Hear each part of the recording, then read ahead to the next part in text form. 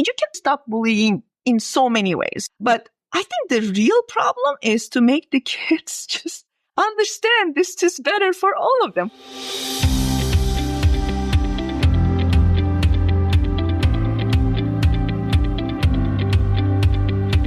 Welcome to Vox Dev Talks. My name is Tim Phillips.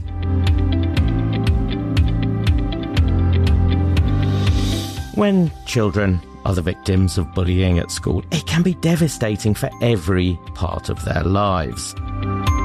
This is a global problem, but maybe there's a global solution. We can teach kids about empathy, self-control, or the effects of their violent behaviour on others. And how well do these policies work? And can they be scaled up successfully? JPAL is about to publish a policy insight on this topic at the end of October. Shule Allen of Cornell is one of the authors, and she's also done a great deal of research on exactly this topic. She joins me now. Shule, welcome to Vox Dev Talks. Very nice to be talking with you again.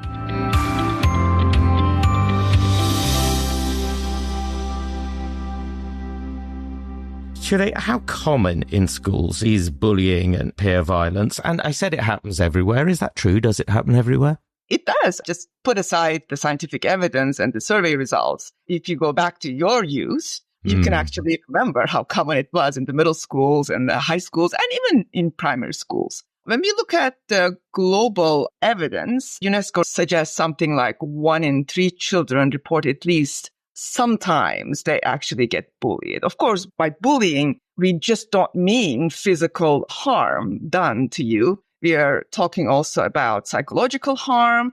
And to be honest with you, one of the most violent one is to exclude someone from group, like social isolation. We actually figured out that one of the most violent type of bullying in the world, and a lot of students do experience this from primary school up until college. As you say, we can all remember what it was like to be at school and either experience being bullied or to have been close to someone who experienced it. What do we know about that impact on the mental health of victims of bullying or the school performance of victims? So this is really a new topic for economists. You can imagine how policy relevant this is, and new meaning that it's not like the educational psychologists and the psychologists, developmental psychologists didn't think about these issues. Of course they did. School bullying has always been a big issue, but we didn't really put this under investigation in a kind of a policy relevant matter. So what does it really do to the person? How persistent those impacts are,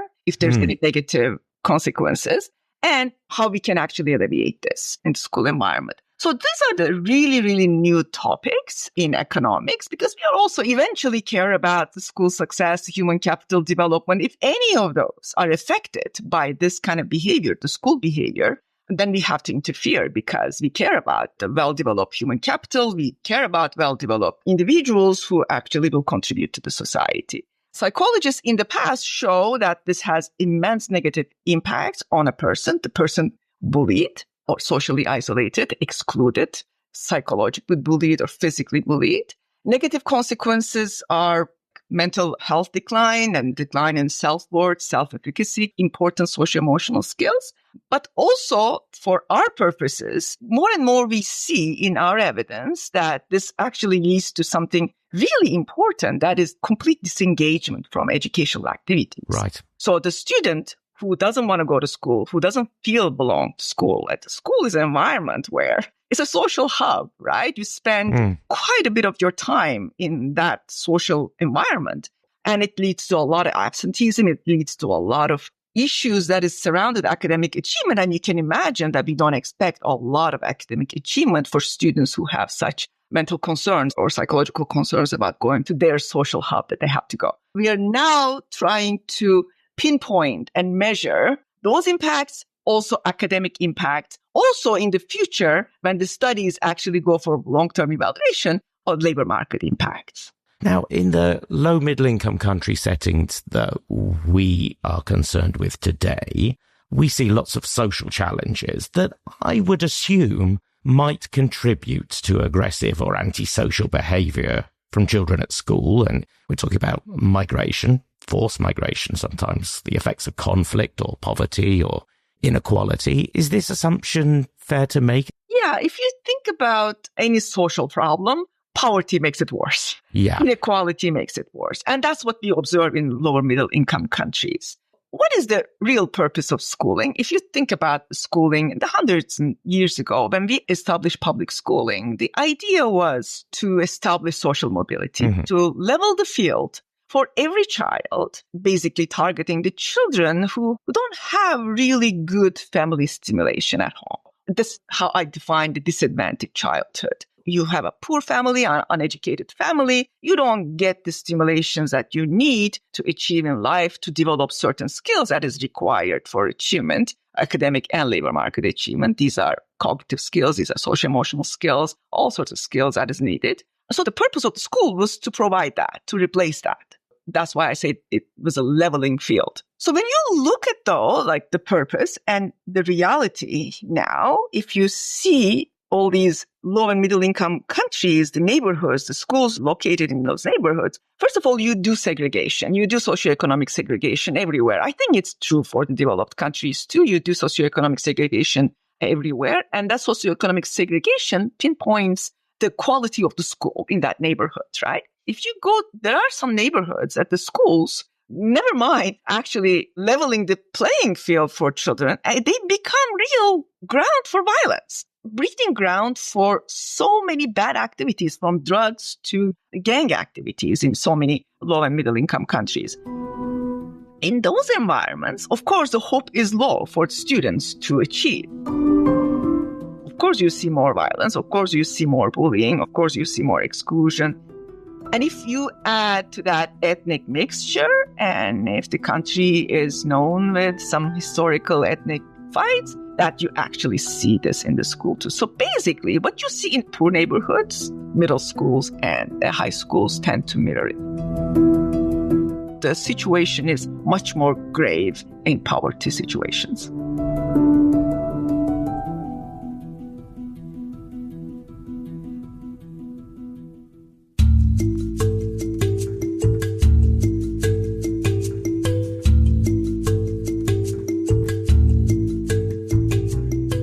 Programs that you have reviewed here, they seek to develop what are called socio-emotional skills. Can you explain what they are, what those skills would be? Why do we hurt each other? Why do we harm each other? These are important questions for humans. We are social animals. We need to socialize. We need one another. Even though sometimes, we don't like a lot of people. We don't like this kind of people. We don't like that kind of people. Like, you can say this until the doomsday, but the reality is we cannot live in isolation. This is not about a social statement. It's about like cognitive statement. Our brain needs the other individuals to develop. There are great studies that show that our brain from birth requires social stimulation to develop. Any cognitive skills to be developed, you need interaction with humans.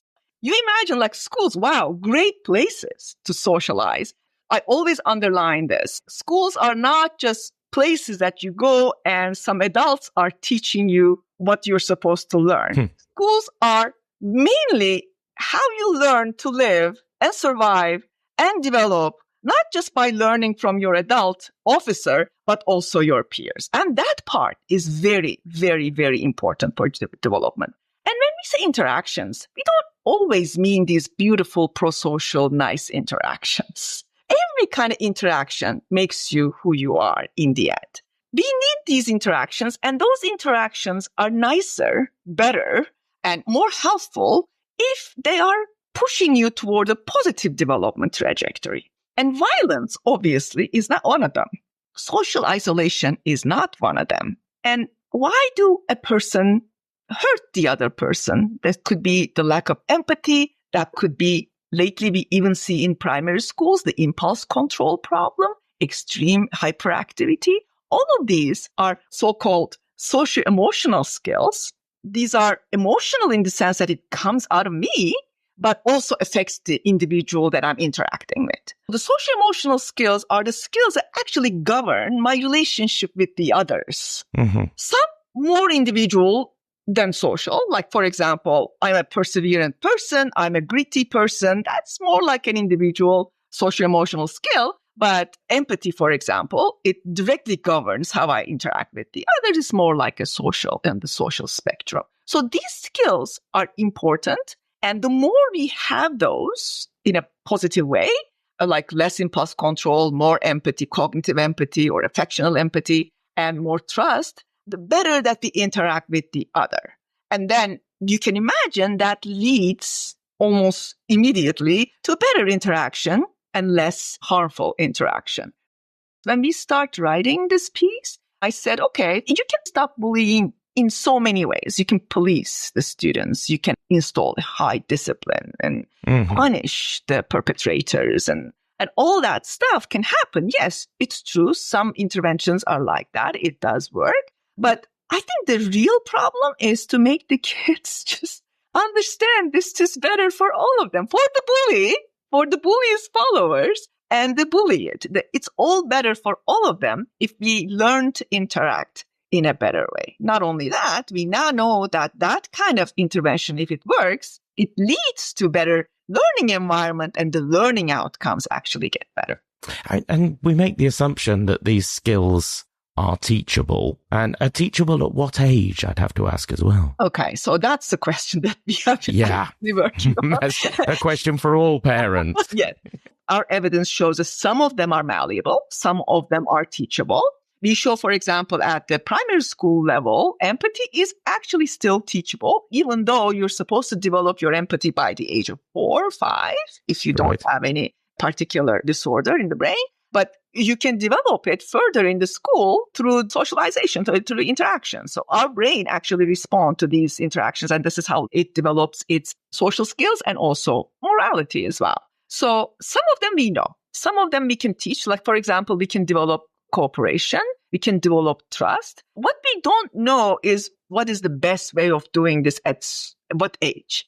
Or should we actually pinpoint one particular core skill and hope for the other ones affected by that? Or we should just go for directly behavioral intervention and set behavioral standards and make sure that kids comply with those behavioral standards and those standards turn into developed skills. So what I'm trying to say is like we have some interventions taking these different routes and they seem to show some effectiveness, all of them. In the primary school, I have one, for example, that if you actually really target the cognitive empathy in children, like understanding the other's motivations and emotions and putting yourself in the other person's shoes. And if you do this for a long time, and the kids can develop this, and we see this translates into higher trust, higher cooperation, less bullying, and so on and so forth. And then other interventions can just directly go for, okay, guys, I mean, it's better that we behave better. Let's not bully each other. You know, that sort of intervention in the primary school that also shows some effectiveness. The kids actually are responsive. But I have to tell you here that adolescence is different. Anything that works in primary school may not actually work in the adolescent years. Right. Especially this topic. This topic is a very social topic. And when you say social, adolescence is an important period because that's the period that all our concerns are pretty much social. So we seek our status. We try to understand where we are in that social order, and that changes our behavior, right? That's why you see some kids become bully, some kids become their satellite, some kids can't make it to any group. So all these things are just like, where am I in this world? Interventions for them has to be different, more clever, more targeted, because their buy-in is difficult. Top-down teaching doesn't seem to be working with them. My recent work actually shows this. It's very hard to actually influence an adolescent via top-down teaching. If you know any adolescent and remember your time. I was one once myself, yes. We can't teach them anything. We can't go and say, guys, you know, we should do this, we should do that. They just like roll their eyes and just move on. But if you target their concerns, what are their concerns? They want respect. They want status. They want responsibility. They think they can do it. They should be able to do it. All of that seems to work better if your intervention targets that concern really well and navigates that concern really well, it seems to be quite successful in the early adolescent years. There are different developmental stages that we know are sensitive, and adolescent period is one of them, and the primary school period and the early childhood period. They're all important, but interventions have to be tweaked to actually be effective at those ages. Having said that, we don't know very much about what would be the globally effective intervention at age 13 versus age 5. We are still working and we are basically shooting in dark in this. That's why we are doing a lot of interventions to see what works, what doesn't. Tell me about how these interventions work. Do they tend to focus on one particular aspect of changing socio-emotional skills, or do they chuck everything at it to get the maximum effect? Because the first one, I would imagine, will be more convenient for economists. The second one, well, you could see that there is an ethical need for it. And also, how are these interventions being delivered? I'm a researcher, of course. Before being an activist about this, I'm a researcher. So I want to understand what really works. So for that, it is in my interest to isolate the skills and wash down every other confounders, look at one particular skill, set up my hypothesis around that skill, and design an intervention with partners and give that intervention in a way that is measurable. And that's why we are, like in the brief, you see all the randomized control trials, so we can actually get the causal effect. So give that intervention and measure the impact. Because then when you ask me, why did this work? What was the underlying mechanism? I am more likely to answer your question. It has to be the cognitive empathy. It has to be the behavioral norms. It has to be the social capital formation and so on and so forth. But if I actually throw everything in the sink, which policymakers usually like because it's more likely to work in their mind,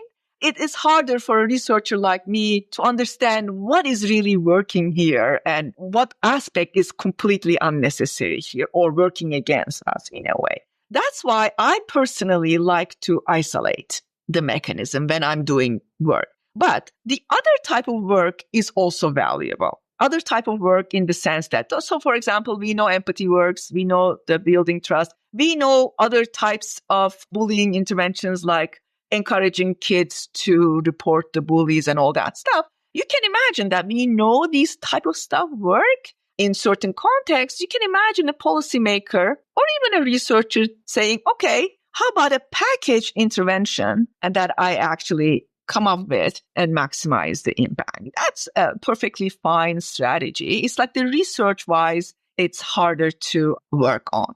Anything can be done in that way, but I personally like isolating.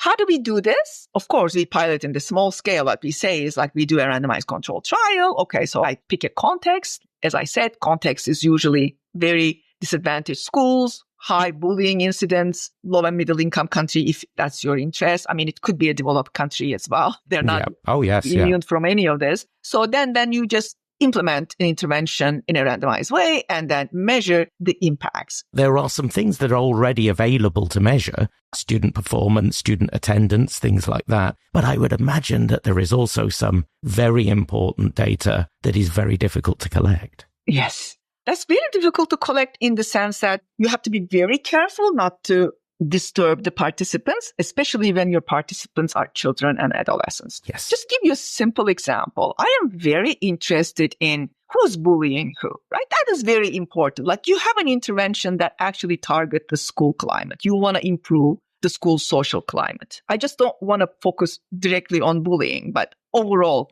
school climate. Yes. Yeah. Let's say I have an intervention I designed for the primary school or for the adolescents, and a simple question of, is Tim bullying you? Or like, who are your bullies? Is that person over there a bully? You say, okay, give me the names of the bullies, your regular bullies. No one's going to do that. No, not in the middle school. The primary school will give you a huge list. It's so funny. They actually give you more than you want, more than you want to hear, and sometimes they verbalize it very loudly. So I give you the difference, right? Right. So they will do this at will, no problem. You go to age 13, such an activity, even though you try to convince them this is confidential, nobody is going to see this. No one's believing you. No. No teenager would believe that. So this itself tells you not only interventions have to be targeted and clever toward the age, the outcome collection has to be targeted and clever toward the age. You have to be a lot more indirect with the adolescents. If you want to know their bullies, you need to ask their friends' bullies, like who's bullied, like how they're bullied and all that stuff. They're happy to do that, but about themselves, it's really, really hard for them to come forward, even if it's a confidential thing. So when I think about school climate interventions, I care about achievement, but I care about two important things. One is it actually changing the behavioral norms in the school? How the kids interact with each other? Those are really good questions that you can ask. A lot of people do answer, teenage or the primary school. And the second thing is to understand the social network structure that I really like to elicit, right? Who are your friends? Who's really supporting you when you're sad? Who's really supporting you when you're academically struggling? All those questions taken confidentially can give you an entire map of the social structure, the social capital they built in the school, and you can actually see the important kids in the school and isolated kids. Yes, if you're mapping the network, there will be some kids that aren't really in that network at all. Not at all. And then there are some kids who think they are in the network. They say, okay, Tim is my friend, so-and-so is my friend, blah, blah is my friend. And then there is no reciprocity from Tim's side, for example. So those are the isolated kids that we actually, in one recent study, for example, I'm targeting directly those to push them into the network. Over what time span are we able to collect results? Is it a month, a year, 2 years, 5 years? Like any intervention that we actually have a baseline data first to know how the base is looking, what the baseline incidence, baseline behavioral norms, baseline social structure, and then the intervention. Some interventions are short. I have to say I'm very skeptical about short one-touch light interventions. If they work, It's great. It's low cost. But for the kids and for the teenagers, I am quite skeptical. An intervention of an entire academic year or the 2 academic years is a lot more likely to achieve some of the targets that you want to achieve. So give that the implementation going on, you monitor the implementation and the measurement of the impacts come after that. The one evaluation paper takes very long to come out. That evidence that we list in this brief is just a lot of sweat and blood, right? Yes. So it doesn't come out easily. We should really value this kind of endeavor in academia because this is what the policy makers are going to read, right? This is why we're doing in the end. Of course, research aside, we want to understand how things work and we want to inform the policymaker in the best way possible. What do we know about which interventions work at the moment? For primary schools, it's easy. So they are very malleable children. They're easy to direct. Interventions that involves teachers and the parents seem to be working really well. Interventions on norm change behavior, establishing good norms in the school and all that stuff can be done by the teacher because at that age, the kids really follow the teacher. Mm-hmm. And there are not many studies that involve parents. Parents are difficult to involve in any study. I personally have a hard time involving them, but things seem to be, I think, improving the efficacy of these type of interventions. When you go to middle schools where you see violence and bullying and all that stuff a lot more salient, again, I think the interventions that really work are the ones that actually understand adolescent brain development, why adolescents are acting in the way they're acting. The interventions need to be designed this way to understand that a teen would die before committing social suicide. So anything that actually takes that into account seems to be very successful. If you're going to do an intervention on norm change and the behavior change in the adolescent environment, it has to sound like and look like their ideas. Yeah. So any intervention, when I say clever intervention, it has to take that into account. And it seemed to be quite successful. Having said that, because this is new, we don't know very much about the persistence of these effects. There's one study, for example, from Switzerland, I believe. They look at norm change and the behavioral change, like impulse control interventions that is done really early. And then 17 years later, they can see these people have much better college entry. And hopefully later on, of course, that translates into a labor market outcome. We don't have a lot of long-term evidence. We need to wait. Since we can't fast forward time, we don't want to. All of these great interventions with blood and sweat, we have to see how persistent these effects are in the future and into the outcomes that are economically relevant. Yeah. Are girls and boys influenced in the same way? I didn't see any evidence against that. And I don't see any studies that actually look at treatment effect heterogeneity. We don't see very much differences, consistent differences across two. Their bullying type, their violence type is different. Girls more verbal and psychological bullying, and the boys more physical. But overall, the interventions don't seem to work less or more for one gender or another. Some studies do find some gender differences, but if you look at the overall evidence, which we do in the end, we have this evidence base that we can actually look entire study corpus, and we don't see any consistent heterogeneity in that regard. As you say, one way to fail in this, especially if you're dealing with adolescents, is to walk in there and say, hey kids, don't do this, behave differently. On the other hand, is it an effective strategy to try and set up peer effects, to try and have kids copying the examples of their friends, other people at school? Does that work? It does, because that's what they do. Yeah. But if you ask them, they don't admit that, by the way. So no one copies no one. No one is no one's satellite. Look, everybody is independent, autonomous, great kids. But in the end, when you look at the social structure, and then you see there's a lot of peer effects. We see huge peer effects in the adolescent periods and actually in primary school as well. It's amazing. Like, take grade 1. First time they meet each other, or like 20 kids, they meet each other for the first time. Go and measure them. 1 month later, you will see some kids become nodes, like important individuals in that group, and some stays in the periphery. This is like human nature. So we do have this, right? So we have peer effects, we have interactions, we are affected by each other. So why not use it for our purpose? Why not use it for the positive message delivery, positive knowledge diffusion?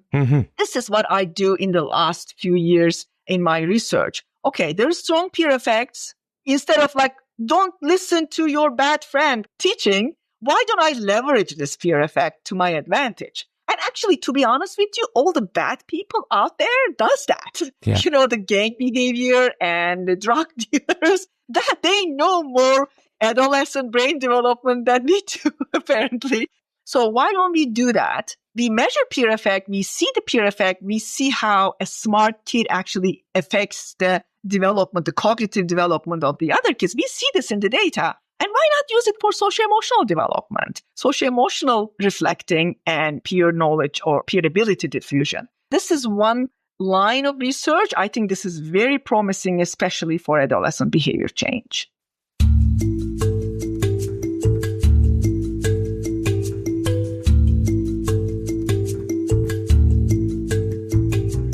I want to ask you a couple of questions about how we might scale these interventions up. Now, the first thing I'm thinking is, who is the most effective at delivering them? Child psychologists are quite expensive and there's not that many of them. On the other hand, you already have teachers around and parents as well.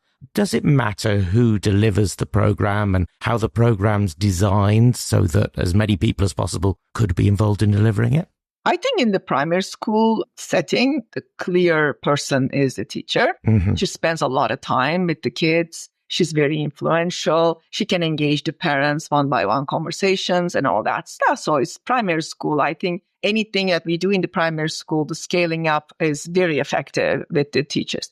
For the higher level of schooling, like middle school and further, we don't have one single teacher teaching all the subjects. So we have brand new teachers. Who are you going to engage in terms of engagement of teachers? But in a lot of studies I did, for example, every school I worked with had a psychological counselor. I think that there is that in many even middle-income countries. But in low-income countries, I noticed that they don't have that kind of resources. They don't even have teachers in some cases that regularly go to school. In those cases, I think the NGOs, like reputable NGOs, are the ones who can actually deliver these kind of interventions. Then if they are fully informed by scientific evidence, like the evidence we generate, we can actually train those well-known, reputable NGOs who can go about this kind of scale-up activity. But other than that, there's this whole different science on take any RCT, anything that shows promising results. How do you scale that up is also an open question. This way, this modality, that modality, we now start testing different modalities.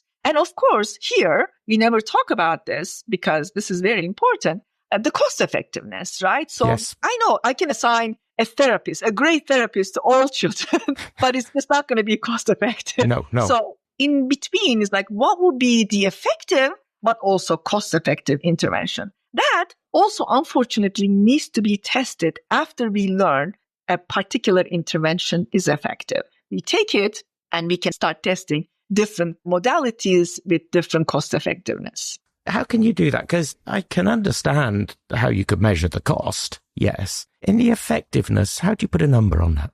You can either run another small trial, like, for example, you just have an intervention that engages one particular teacher and you want to do the same intervention with an NGO. You can actually test this, like same intervention with an NGO, and it might give the same results. It might give better results, it might give worse results. And then you know that you can actually scale it up. So with the NGO, it could be less cost effective than a teacher. And then all these decisions require testing, unfortunately. That's why it's taking so long for us to understand what works, what doesn't. Yes, it takes a long time. It takes money. But at the end, the learning is something that you can rely on. The learning, because otherwise you go with your guts and who knows what kind of damage you might create with going with gut. There's a lot of testing, Tim. Some people would say, this is the parents' job to do this. But you said it was very hard to get them involved. Every teacher you think I talk to, I say, okay, now we are going to do this, you're going to do that, you're going to do that. It's like, Professor, we do this for you, we will do it, but, without the parents, this is not going to work. So let's do something about them as well. One reason that it is difficult and it's easier to target teachers because the sheer number of them. The one teacher teaches like 25, 30 kids, so you can actually reach all these kids by one teacher. Number two, teachers are teachers. They're smart people overall, right? They know what they're doing, or you hope they do. And then they're easier to engage, easier to teach how to teach. Whereas parents exhibit great heterogeneity. You have some high socioeconomic status parents who think they know everything. They'll do what they do. There are some parents who are completely disengaged from the kids' life and education life. They're stricken by poverty, so they have no cognitive capacity to deal with anything else. And they are, as like every kid, one set of parents. Targeting them, even thinking about targeting them and implementing an intervention that involves them requires a lot of effort, requires a lot of logistical difficulties. Having said that, we must do it. In fact, actually, I'm starting my first study that involves parents. I am, of course, scared so much because the implementation failure probability is so high and I lose sleep over it because of this heterogeneity, right? So what am I going to face? But at the same time, I agree with the teachers. We have to engage them. We have to train them. We have to teach them how to do this. I don't know. So we will see, and I will let you know how this goes. And Shirley, for everything that we've talked about today, but what is the potential? A potential is very high. Potential of changing or influencing children's behavior to make the school environment more conducive to learning. If we can achieve that, we not only create higher academic achievement that we need, we also create the person we desire for this society. I'm kind of trying to reframe the purpose of education here. It's not just the academic achievement and the following labor market achievement. It's also kind of engineering the society we want here. What kind of human interaction we want, not just in the school, but outside of school too. But it starts in the school. The potential for me is very, very high. So I'm inviting all the young people to work on this and look at education from this broader perspective. Not just the human capital development, but the social capital and the social cohesion development. It's exciting. It has a lot of potential to become successful if we do this right.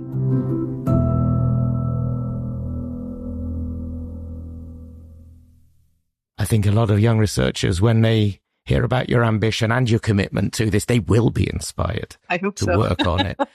Good luck with the next stage of your research. Come back and talk to me about it. Thank you. Thank you, Tim. It was great talking to you.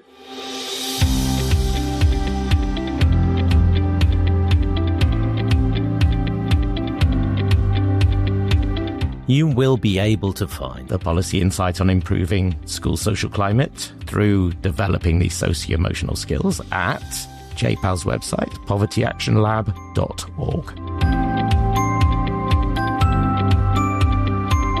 This has been a VoxDev Talk. Follow us, you find us wherever you get your podcasts, then you never miss an episode. All our past episodes, as always, are at voxdev.org, where there are articles about the topics that we feature. If you are inspired by what you hear, then please tell other people about us and leave us a review as well.